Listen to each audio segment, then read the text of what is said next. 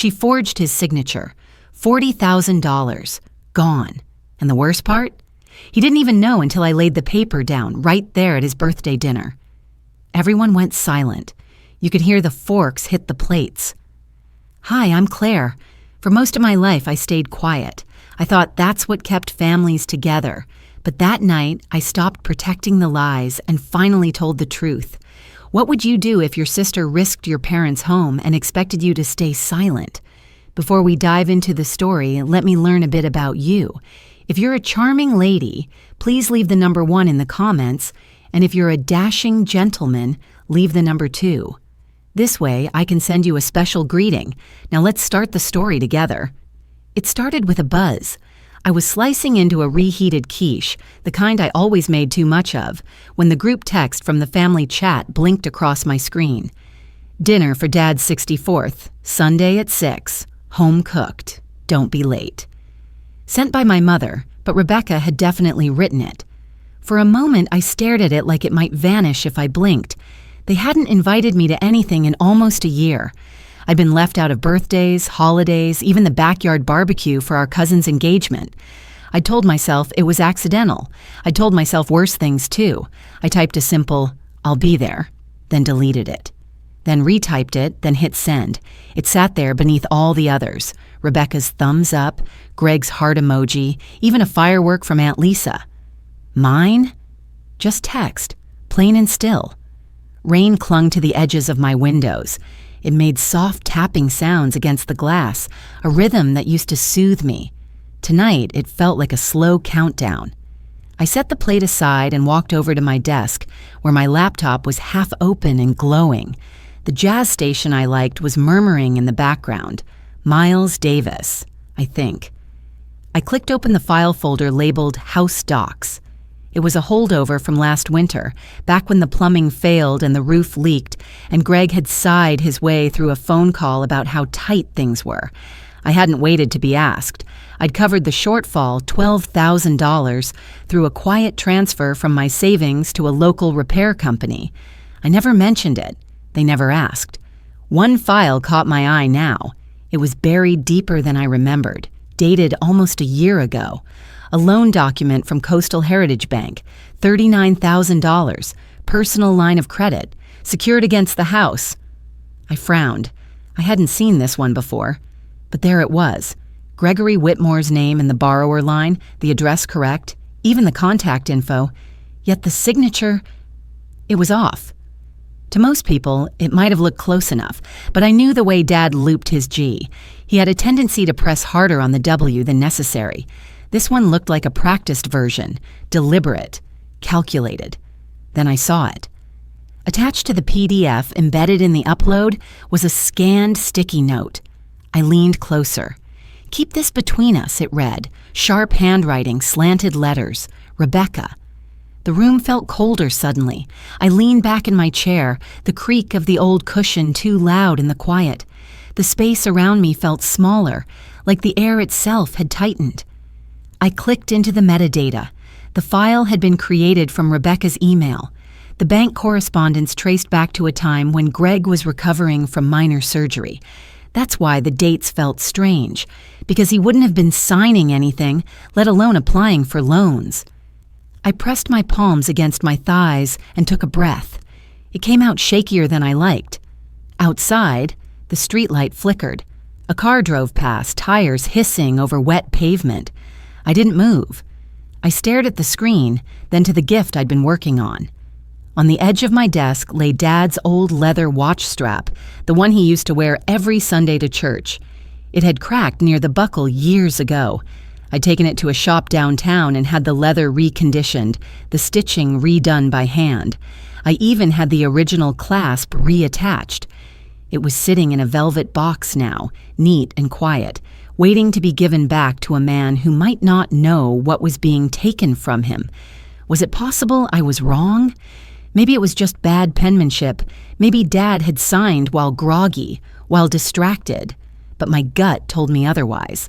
I opened the loan document again and zoomed in on the signature line. I traced the shape with my finger, not touching the screen, just hovering, letting instinct speak louder than logic. This wasn't his. And I wasn't ready to pretend it didn't matter. Families are funny. You can sit at the table and still not have a seat. I pulled into my parents' driveway 10 minutes early. The porch light was on, casting a soft golden glow over the flower pots that hadn't held flowers since fall. The same chipped garden frog sat by the stairs. Someone had added a red scarf around its neck. I stood in place for a moment before ringing the bell, watching the windows fog slightly from the warmth inside. Through the curtains, I could see movement. My mother, still in her apron, bustling between kitchen and dining room. Dad was seated at the head of the table, flipping through a newspaper as if it were any other Sunday. When the door opened, Mom greeted me with that same high-pitched chirp she always used when guests arrived. "Claire, you're early, sweetheart." Then she leaned in to give me a half hug, not too close, just enough to feel polite. The scent of apple candles and chocolate hung thick in the air, sweet and heavy. I offered the gift box to Dad, wrapped in plain navy paper with a white ribbon, and he opened it right there in the foyer. He held the watch strap gently between his fingers. "Well, would you look at that?" he said. This was my favorite one. He didn't ask how I'd found it or why I'd bothered restoring it. He smiled, thanked me with a quick squeeze of the shoulder, and turned back to his seat. Nancy called from the kitchen. "Claire, could you help set the table?" Of course. I always did. The dining room looked exactly as it had every year. Same floral china, same cloth napkins, same seating arrangement. There was no place card for me, there never was. I set one anyway, next to the seat closest to the hallway. Guests began to arrive. Uncle Don with his booming voice, Cousin Laura who worked in Seattle now and wore shoes too expensive for this flooring. Everyone had something to say about how tall someone got or how cold it had been lately. Then 20 minutes late came Rebecca. She entered like she was stepping onto a stage. Long coat, perfect waves in her hair, cheeks just touched with color. In her hands was a glossy hardcover photo book, which she laid on the table like a trophy. "Something I put together for Dad," she said, smiling sweetly. "All the best moments from over the years." Everyone leaned in as she flipped through pages. Childhood Christmases, summer lake trips, family weddings. Laughter erupted at old hairstyles and Dad's mustache in the 90s. But something tugged at me as I watched. I wasn't in most of the photos, not even the group shots where I remembered standing there. Cropped, maybe. Forgotten, probably. There was one photo where the corner of my sleeve made it into frame. No one noticed the absence, not even Dad. Dinner was served. Roast chicken, mashed potatoes, cranberry salad. The chocolate cake sat in the center, untouched for now. I let the conversation swirl around me, nodding where appropriate, smiling on cue. Rebecca told stories about a recent fundraiser she co-chaired, about the new internship program at her company. Greg chuckled. Nancy beamed. I waited until the plates were half cleared before saying casually, "Dad, did you ever end up hearing back from Coastal Heritage?" The clink of silverware paused for half a breath. Greg looked up. "Coastal who?" I shrugged, feigning mildness. "The bank.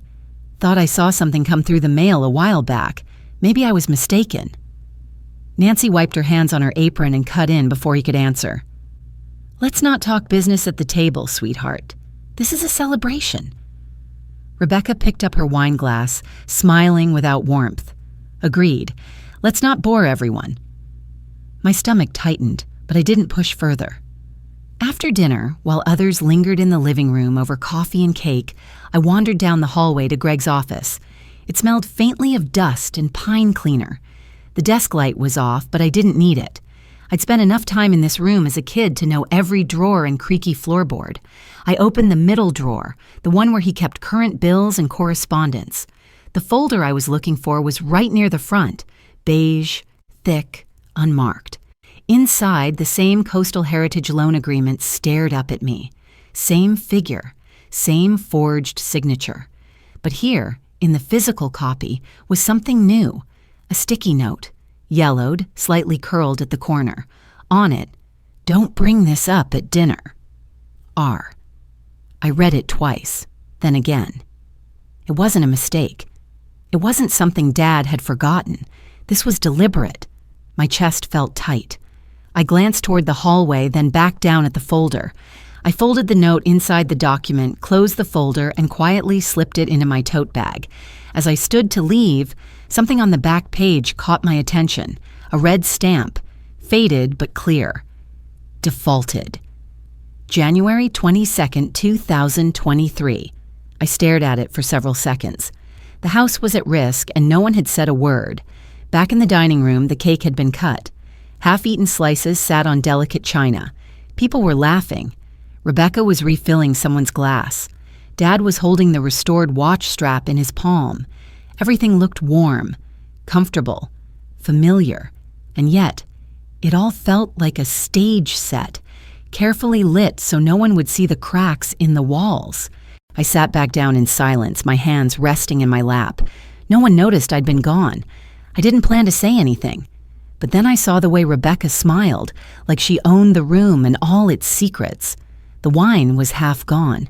Dessert plates sat in quiet halos of crumbs and cream.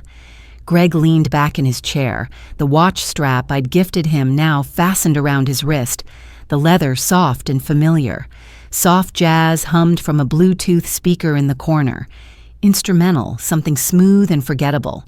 Aunt Lisa was complimenting Rebecca on her haircut. Someone else brought up real estate prices. Everything floated in that contented lull families sometimes find after a meal. I sat across from Rebecca. She was laughing at something Cousin Laura had said. Her fingers curled around the base of her glass like she had nothing to fear. That laugh, it had edges. And suddenly, I was 12 again. Standing in the hallway near Dad's office, trying not to breathe too loudly. I had just finished my science project, proud of the final poster. Greg had been on the phone with someone, maybe Nancy, maybe a friend, and I heard him say, "Rebecca's the one we can count on. Always has been." It landed like a stone inside me. I'd carried it ever since. Now, watching her smile, watching Greg chuckle while fiddling with his restored watch strap, I knew I couldn't keep carrying the truth just to make them comfortable. I cleared my throat gently and reached into my tote bag. "I actually brought something else, too," I said, keeping my tone even. "Thought you might want to take a look, Dad." He looked confused, but extended a hand. I slid the folded loan document across the table. Not fast, not dramatic, just quiet, deliberate, like serving the final course. "Dear friend, what would you do if you were in my shoes? I bet you can't guess what's coming next. But before we go any further, drop a 5 in the comments if you're still with me, because what happens next might just leave you speechless." Rebecca's smile faltered. Greg unfolded the paper slowly. His eyes scanned the top, moved down, then stopped at the signature. He blinked. His lips parted like he was about to say something, but nothing came out. Nancy leaned over. "What is it?" Before he could answer, Rebecca reached across him, laughing lightly. "Oh, that. That's ancient history. It's nothing." "It's not nothing," I said, more to Dad than anyone else. "The house is at risk because of that loan. It defaulted last month." The air in the room shifted, like someone had turned down the heat without warning. Greg looked back at the paper. I don't remember signing this." "You didn't," I said, "but your name is on it." Nancy frowned. "What are you implying, Claire?" "I'm not implying anything," I said calmly. "I'm telling you, Rebecca forged it, or someone did on her behalf, but it wasn't you. I compared it to everything else you've signed. It's different." Rebecca let out a soft snort. "Claire, seriously, are we really doing this right now?" I ignored her and looked only at Greg. I didn't want to say it. Believe me, I didn't. But I also couldn't sit here and watch her bask in everyone's praise while pretending none of this happened.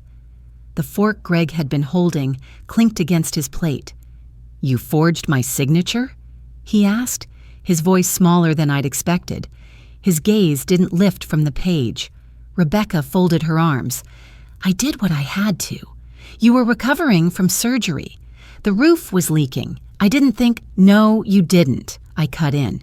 You didn't think about the consequences. You didn't think anyone would notice. You just assumed you'd get away with it." Greg finally looked at her. "Becky, that loan's in my name. It affects my credit. The house—" "I know," she snapped, her tone cracking. "I was going to fix it." "When?" I asked. "After foreclosure?" A long silence followed. Even the jazz seemed to hold its breath. Nancy picked up the paper and stared at it. "You should have come to us." "She didn't want you to know," I said. "There was a note. Told you not to bring it up at dinner."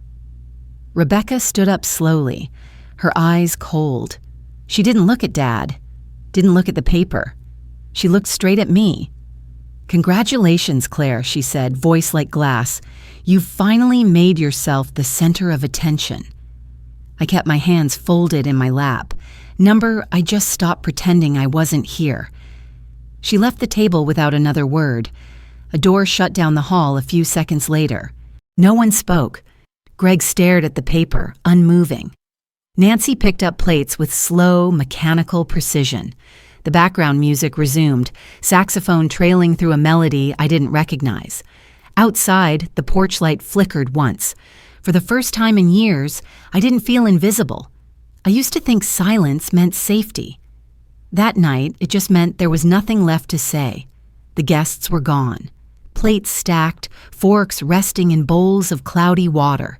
The kitchen was dim, lit only by the amber bulb above the stove and the faint reflection of rain slipping down the window pane.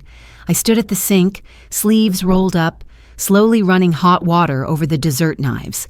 The scent of chocolate and candle wax still lingered in the air, but it felt like it belonged to someone else's home. Nancy stood next to me for a moment, drying a plate before placing the towel down with more force than necessary. "You didn't have to embarrass her like that," she said, not looking at me. I kept washing. "I didn't plan to." She pressed her lips together, smoothed the towel over the edge of the counter, and left the room without another word. Behind me, Greg was seated at the small table by the window, his wine glass half full, untouched since dessert. He looked older in that moment, not because of the lines on his face, but because of the weight he carried in his eyes. I finished the last plate, turned off the faucet, and wiped my hands on a cloth. The silence between us felt both familiar and strange, like we'd spoken this way for years without ever saying anything that mattered. "When did you find out?" he asked finally, his voice low, tired. "A few days ago," I said. "The document was in your files. It didn't feel right." He nodded slowly. "Why didn't you come to me earlier?" I looked at him, unsure how to answer that with grace. "I did," I said at last, "just not with words." He gave a faint, bitter laugh. "That sounds about right." For a moment, the only sound was the tap-tap of rain against glass.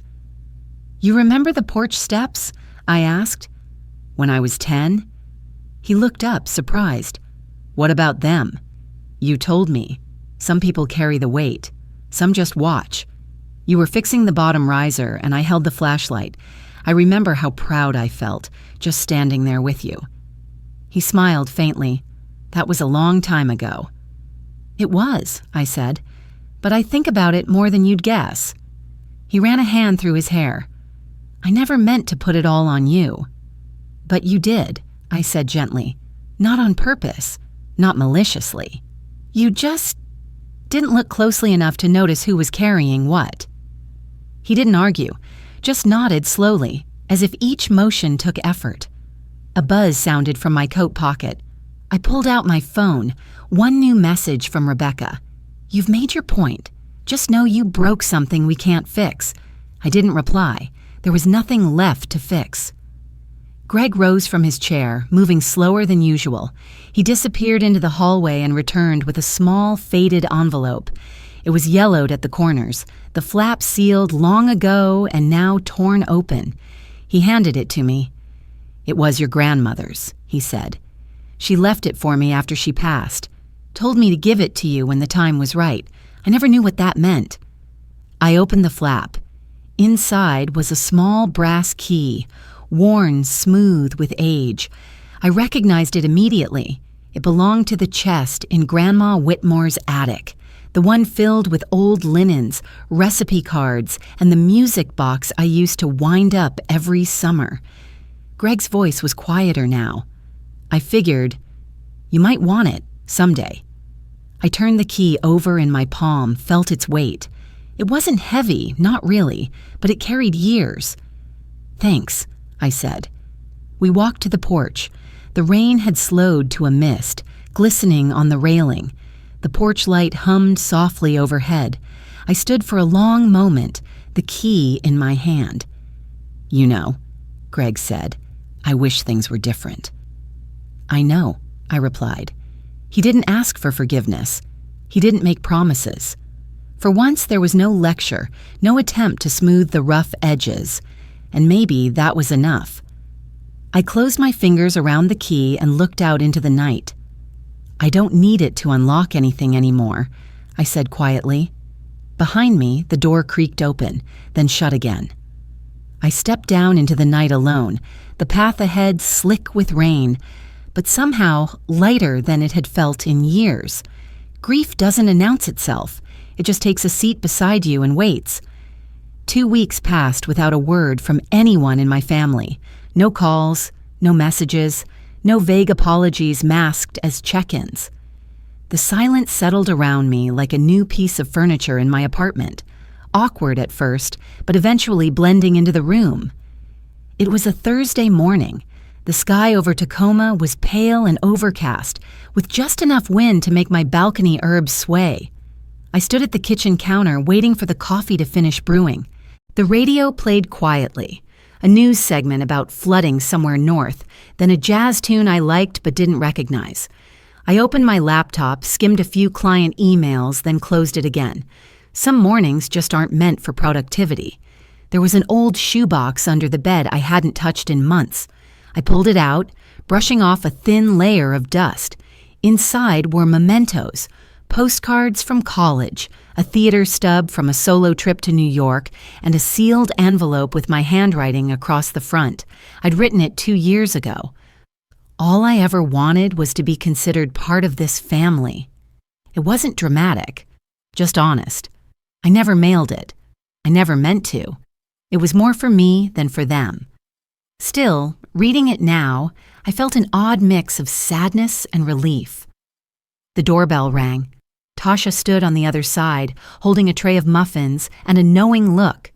She'd texted earlier, said she was in the mood for a porch talk, which usually meant she knew I needed one. We sat outside with steaming mugs, legs tucked under us, the cold air biting our ankles. So, she said after a long sip, you gonna tell me what actually happened? I told her everything, from the text invitation to the dinner, the photo book, the loan document, the note, the confrontation, and finally the key Greg had given me. I didn't hold anything back. She listened without interrupting. When I finished, she placed her cup down gently. You didn't ruin anything, she said. You just stopped lying for them. The sentence sat in the air for a moment before it landed. I nodded. I think I kept hoping they'd notice without me having to say anything, like if I was kind enough or helpful enough or quiet enough, they'd just know. Tasha smiled softly. Sweetheart, if someone can only see you when you're silent, they're not looking. They're guessing. We didn't say much after that. The wind picked up, brushing past us like a whisper. Later that afternoon, my phone buzzed. A voicemail. Greg. I didn't play it right away. I let it sit for a few minutes, unsure if I even wanted to hear it. When I finally did, I kept the volume low. Hey, Claire. Just checking in. I know you probably don't want to hear from me, but Rebecca's not returning my calls. Your mom, she won't talk about any of it, and I get it, I do. I just wanted to say, I'm sorry I watched it all happen. There was a pause, a long one. Then, anyway, hope you're okay. I deleted it, but the key stayed on my bookshelf, next to the little ceramic bowl where I kept coins and loose buttons. I didn't know why. Maybe because it reminded me of someone who once saw me, even if just in passing. That weekend, I drove across town, taking the long route home from the grocery store. Out of habit more than intention, I turned down Maple Hill Drive, where the house sat still painted beige, with the cracked driveway and hydrangeas struggling to bloom along the fence. A for sale sign was posted on the lawn, fresh, firm, unapologetic. I didn't slow down. I didn't even glance back in the rearview mirror. Some places become ghosts long before they're empty. That night, just before bed, another message came through. Greg, again. This time, just a text. I'll be at the lake tomorrow. No pressure. Just, if you feel like talking. I didn't answer. But I didn't delete it either. My dad always said the lake could hold secrets. That morning, I didn't want to hide anything anymore. The sky was silver with mist, the kind that blurred the edges of things. I parked near the trailhead and walked the rest of the way down to the lake, gravel crunching softly beneath my shoes. The trees around me swayed gently, their branches holding the quiet like a promise. Greg was already there, seated on the old wooden bench that faced the water. A thermos sat beside him. He didn't turn when he heard me. He didn't have to. I slid onto the other end of the bench, the wood cold through my jeans. For a moment, neither of us spoke. The lake stretched out before us, still and gray, with just the faintest ripples near the edge. A pair of ducks floated near the reeds. Farther out, the fog rolled slowly over the surface, like breath on glass. He poured 2 cups of coffee and handed one to me. No words, just the gesture. It was the same coffee we used to drink when I helped him with the Sunday paper as a teenager. Half sugar, splash of cream, no frills. He cleared his throat, voice soft. Thanks for coming. I nodded. You said you'd be here. I wasn't sure if that would mean anything anymore. I looked out at the lake. It means something. Doesn't fix anything, but it means something. He was quiet again, then said, I've been thinking a lot about how I got so good at looking away, not asking questions, just letting things slide. I didn't answer. I always figured no news was good news. If you weren't complaining, things must be fine.